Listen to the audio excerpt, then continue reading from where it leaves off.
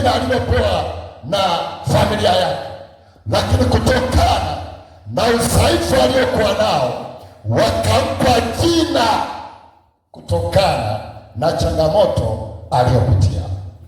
Inawezekana upo kwenye mkesha, wamekupa jina kutokana na shida unayopitia. Kuna mtu unaitwa maskini kwa sababu ya hali ngumu ya nini? Ya maisha. Kuna mtu unaitwa mgonjwa kutokana na changamoto unayopitia. Na hata wewe mwenyewe ungesema mimi naitwa Charles Kisukari, Charles Pressure, Charles Cancer, maana yake watu wamekwambia John anayeumwa pressure. Kwa hiyo Bartimayo alipewa jina lililotokana na changamoto yake. Ngeukia tena jirani yako, mwambie it is my time. Mwambie tena ni wakati wangu. Sasa hapa Bartimayo akasikia Yesu wa Nazareti anapita. Ngeukia jirani yako, mwambie Yesu wa Nazareti usiku wa leo anapita Magore. Mwambie tena usiku wa leo Yesu wa Nazareti anapita Magore. Sema amina. Sasa wale watu walimzoea Bartimayo aliyekuwa akiomba,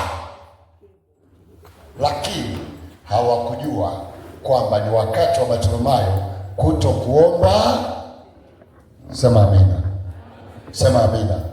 Sema amina. Sema amina. Bartimayo aliposikia Yesu anapita akasema liwalo.